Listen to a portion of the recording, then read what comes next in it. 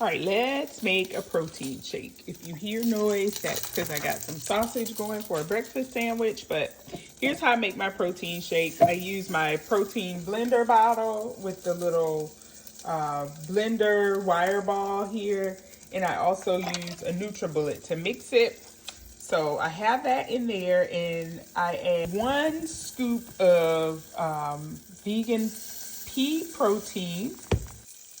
Can look down in the jug. It is very dusty. Let me grab it out of there. I get 1 full scoop, and then I transfer it over to the bottle. Screw the lid on. Screw the lid on, and we make sure that this is down all the way, because then we're gonna shake. There is water and protein, and we shake, shake, shake, shake, shake, shake, shake. We blend it all together. Shake, shake, shake.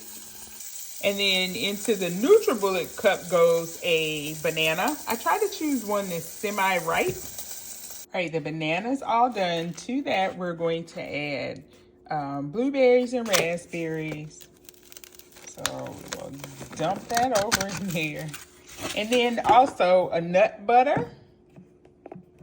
We're also going to add a nut butter, so a little bit of cashew butter. It's pretty oily because that's how it's supposed to be. Again, this is cashew butter and not peanut butter. This doesn't have any added sugar. Well, that's how it looks. It tastes really good with bananas and maybe some Greek yogurt. There we go with that. Wipe up the mess. All right. And then for our liquid, we're going to add in our protein and water mixture minus the blender ball. It's kind of a trick not to let that go in. It's still at the end of the cup there.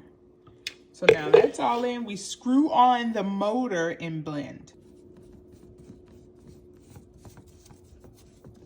There it is. I like to give it a good shake. Flip it upside down. And now we are ready to